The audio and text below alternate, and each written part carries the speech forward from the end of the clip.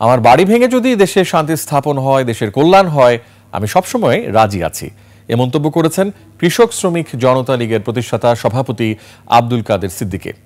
দুপুরে টাঙ্গাইল শহরে নিজ বাসায় সংবাদ সম্মেলনে তিনি বলেন, আওয়ামী লীগ আমাদের বহু কর্মসূচি করতে দেয়নি, তারপরও যদি সবাইকে আওয়ামী লীগের দোসর বানানো হয় তাহলে আমি মনে করব বৈষম্য বিরোধী আন্দোলনকে ব্যর্থ ও ধ্বংস করার জন্য কোনো ষড়যন্ত্র চলছে কিনা। আওয়ামী লীগ আমাদেরকে বহু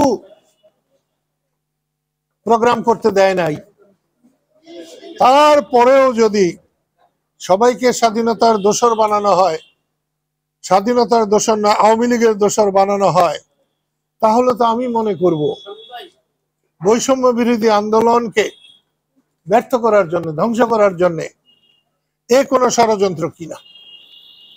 সেই জন্য আপনাদের মাধ্যমে আমার বাড়ি ভেঙেছে, আরো ভাঙুক।